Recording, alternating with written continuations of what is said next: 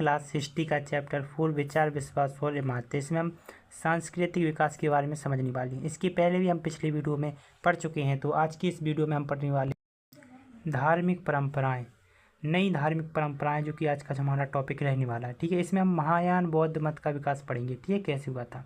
तो महायान बौद्ध मत का जो विकास था वो कैसे हुआ था।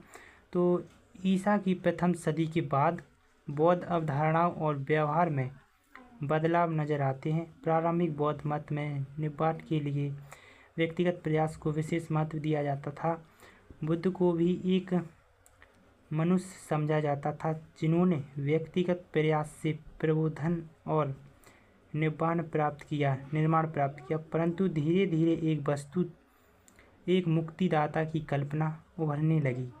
यह विश्वास किया जाने लगा कि वे मुक्ति दिलवा सकते हैं। साथ साथ बौद्ध सत्य की अवधारणा भी उभरने लगी।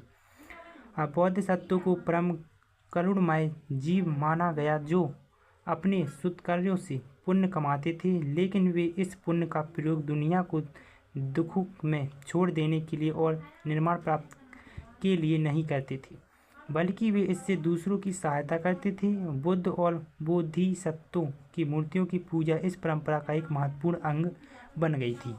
अब महायान शाखा के अंतर्गत यह बताया गया था कि जो भी महात्मा बुद्ध थे, उनकी जो कि मूर्ति हुआ करती थी, उनकी लोग जो कि पूजा करते थे, उनको दुखों से संबोधित करते थे कि दुखों को निर्माण प्राप्त करते थे, जो कि बुद्ध धर्म के बारे में बताया गया है। ठीक है, अब चिंतन की नई परंपरा को महायान के नाम से भी जाना जाता था।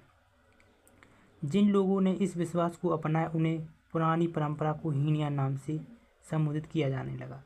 अब हीनयान परंपरा के अंतर्गत यह देखने को मिलता है हमें कि बौद्ध परंपराओं के समर्थकों को हीनयान के अनुयायी भी कहते थे, जो कि बौद्ध धर्म को मानते थे, समझते थे, उनकी आदर्शों पर चलते थे, तो उन्हें हीनयान कहा जाता था। और महायान के अंतर्गत यह बताया गया कि बुद्ध को एक भगवान का दर्जा दिया जाता था, महान बना दिया जाता था।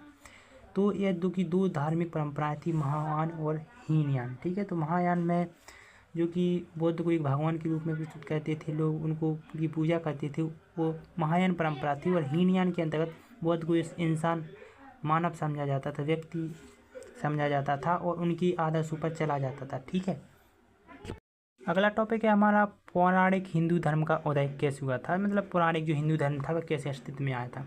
तो मुक्तिदाता की कल्पना सिर्फ बौद्ध धर्म तक ही सीमित नहीं थी। हम पाते हैं कि इसी तरह के विश्वास एक अलग ढंग से उन परंपराओं में भी विकसित हो रहे थे जिन्हें आज हिंदू धर्म के नाम से भी जाना जाता है। इसमें वैष्णव धर्म, हिंदू परंपरा जिसमें विष्णु को सबसे महत्वपूर्ण देवता माना जाता था, और शैव परंपराएं शामिल थी। इनके अंतर्गत एक विशेष देवता की पूजा को खास महत्व दिया जाता था। इस प्रकार की आराधना में उपासना और ईश्वर के बीच का रिश्ता प्रेम और समर्पण का रिश्ता माना जाता था। इसे मुक्ति कहते थे। अब मुक्तिदाता की कल्पना सिर्फ बौद्ध धर्म तक ही सीमित नहीं थी, मतलब अन्य आगे भी विकसित हुई थी। जैसे हिंदू धर्म के नाम से भी इसे जाना जाता था, जिसमें विष्णु और शिव भगवान की पूजा की जाती थी, तो जो कि हिंदू धर्म के देवताओं का जो कि भगवान माने जाते थे। ठीक है, तो पौराणिक की ज़्यादातर कहानियाँ लोगों के आपसी मेल मिलाप से विकसित हुई हैं। जैसे पुजारी, व्यापारी, सामान्य स्त्री पुरुष एक दूसरे की जगह जाते थे, अपने विश्वासों और अवधारणाओं का आदान प्रदान करती थी। और उदाहरण के लिए हम कह सकते हैं कि वसुदेव कृष्ण मथुरा इलाके के महत्वपूर्ण देवता थे। कई शताब्दियों के दौरान उनकी पूजा देश के दूसरे इलाकों में भी की जाती थी। मतलब जो कि पौराणिक हिंदू धर्म था, जिसमें कई सारे भगवान हुआ करते थे, शिव भगवान, विष्णु भगवान, श्री कृष्ण भगवान, तो इन सारे देवी देवताओं की पूजा करते थे वहाँ के लोग। मतलब एक हिंदू प्रचलन धर्म भी उस समय विकसित हुआ था। ठीक है, अगला टॉपिक है मंदिरों का बनाया जाना। मंदिर कैसे बनाए जाते थे उस समय। तो जिस समय सांची जैसी जगहों पर स्तूप अपने विकसित रूप में आ गए थे, उसी समय देवी देवताओं की मूर्तियों को रखने के लिए सबसे पहले मंदिर भी बनाए जाते थे। शुरू के मंदिर एक चौकीदार कमरे के रूप में होते थे। मतलब उस समय मंदिर बनाए जाते थे। और मंदिर पहले कैसे बनाए जाते थे, पहले बनाने का तरीका, पहला चौकीदार कमरा होता था, 4 फुट का एक कमरा होता था, जिसे गर्भगृह कहा जाता था। इसमें एक दरवाज़ा होता था, जिससे उपासक मूर्ति की पूजा करने के लिए भीतर प्रकट हो सकता था, भीतर जाता था। धीरे धीरे गर्भगृह के ऊपर ऊंचा ढांचा बनाया जाने लगा, जिसे हम शिखर के नाम से भी जानते थे।